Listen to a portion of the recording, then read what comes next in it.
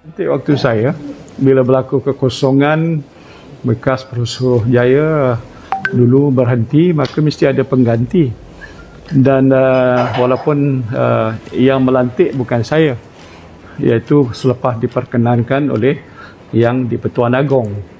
Dan proses lantikan tu teratur mengikut peraturan. Mana-mana jawatan kerajaan, terutama jawatan-jawatan penting seperti itu, dia tak buat secara begitu mudah saja.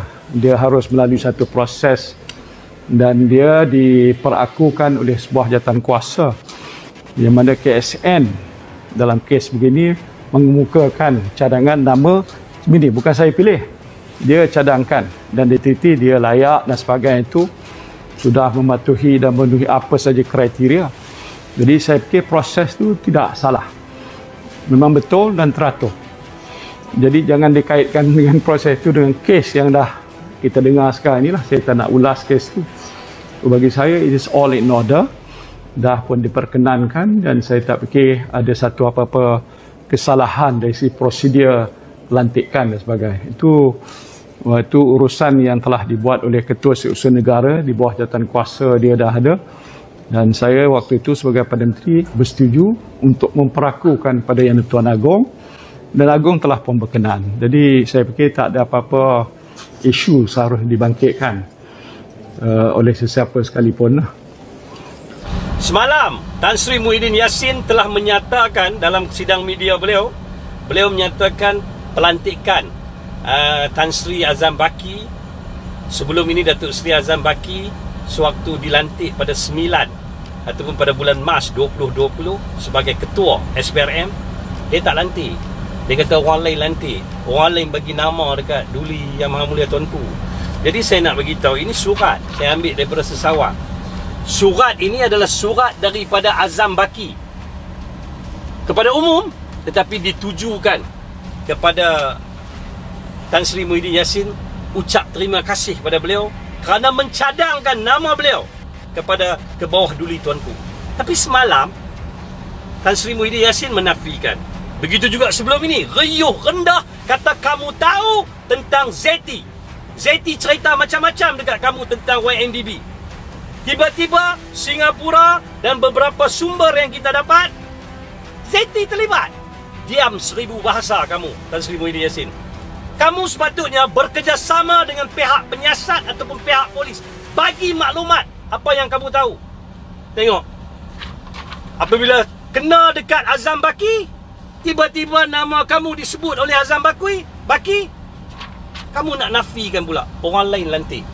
Saya rasa mungkin bukan kamu, mirip kamu ataupun adik kamu. Mungkin sebab nama kamu sendiri pun sebelum ini kamu guna tak betul, sehingga kan satu penjenayah dibebaskan kerana kamu letak nama tak betul dalam surat penahanan yang ditandatangani oleh kamu. Tiba-tiba kalang kabut isu nama kamu.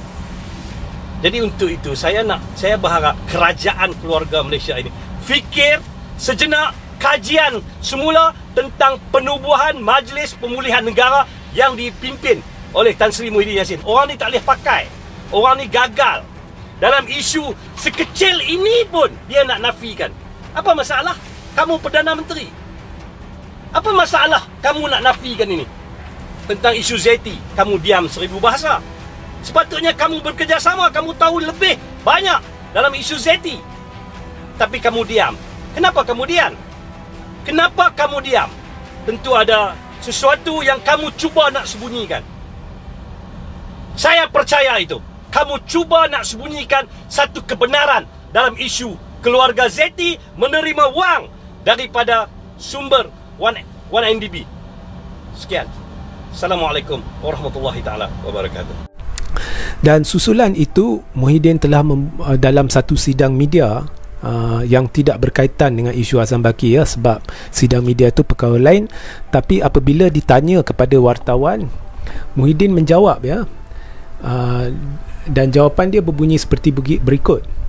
Bukan saya yang lantik Azam Baki lah, tetapi diperakukan oleh sebuah jawatan kuasa yang mana Ketua Setiausaha Negara Tan Sri Muhammad Zuki Ali yang mengumumkan cadangan namanya, iaitu cadangan Azam Baki. Kemudian Muhyiddin menambah, beliau selepas menerima cadangan daripada Muhammad Zuki, maknanya Muhyiddin terima cadangan Muhammad Zuki, dan kemudian Muhyiddin telah memperakukannya kepada Yang di-Pertuan Agong, yang seterusnya telah berkenan melantik Azam Baki sebagai Ketua Pesuruhjaya. Now di sini saya nak beritahu anda semua penonton dan juga Muhyiddin sejelas-jelas yang mungkin bahawa kenyataan Muhyiddin sebenarnya makan diri. Nombor satu, Muhyiddin telah mengaku bahawa beliau telah menerima cadangan Zuki. Muhyiddin beritahu ada satu proses terperinci dalam cara menilai sama ada Azam Baki layak ke tidak bagi jawatan Ketua Pesuruhjaya. Tetapi itu semua tak penting, sebab jika benar ada proses terperinci, salah satu perkara penting yang diperlukan menerusi proses ini ialah kajian. Adakah Azam Baki ini telah melakukan apa-apa kesalahan atau melanggar apa-apa akta? Benda tu wajib dijalankan. Tapi itu kita semua anggap dah berlaku atau tidak berlaku, itu tak penting. Kalau ada orang gagal melakukannya ataupun benda tu tidak dipertimbangkan, itu semua hal lain. Yang penting sini, Muhyiddin selaku Perdana Menteri telah menerima cadangan Ketua Setiausaha Negara dan kemudian memperakukan cadangan itu, maknanya menasihati Yang di-Pertuan Agong lah dalam babak pelantikan Ismail Sabri. Jadi apabila Muhyiddin berbuat demikian, Muhyiddin telah memikul tanggungjawab sepenuhnya terhadap apa jua semakan apa jua yang dilakukan, kerana beliau telah memikul tanggungjawab memperakukannya kepada Yang di-Pertuan Agong, menasihati Yang di-Pertuan Agong dalam hal pelantikan Azam Baki yang memang menjadi tanggungjawab Muhyiddin sebagai Perdana Menteri. Jadi jika ada apa-apa yang salah dengan nasihat tu atau apa-apa yang salah dari dalam perakuan Muhyiddin kepada Yang di-Pertuan Agong berhubung pelantikan Azam Baki, maka Muhyiddin bertanggungjawab sepenuhnya. Dari sudut Yang di-Pertuan Agong, Muhyiddin bertanggungjawab sepenuhnya. Kemudian Muhyiddin nak salahkan Ketua Setiausaha Negara ke nak ambil tindakan, itu babak lain. Dari sudut pelantikan Azam Baki, Muhyiddin bertanggungjawab sepenuhnya atas nasihat yang diberikan, atas perakuannya kepada Yang di-Pertuan Agong. Dan ini bukannya hanya satu andaian. Ini sebenarnya bertepatan dengan Perlembagaan Malaysia, kerana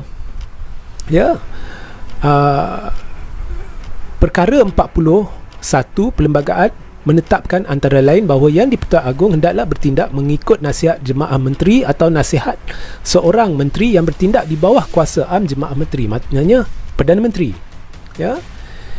Jadi apabila Azam Baki telah melakukan satu kesalahan atau mungkin telah melanggari akta-akta tertentu seperti akta SPRM, akta Perindustrian Security ataupun garis panduan pemilikan dan pengisytiharan harta oleh penjawat awam, apabila telah berlaku pelanggaran ini, sebelum proses penelitian dibuat bagi melihat Azam Baki ini layak ke tidak bagi jawatan Ketua SPRM, dan perkara ni tidak dimaklumkan oleh Muhyiddin kepada Yang di-Pertuan Agong, apabila memperakukan Azam Baki bagi jawatan Ketua SPRM atau apabila menasihati Yang di-Pertuan Agong untuk melantik Azam Baki, maka di situ sudah berlaku satu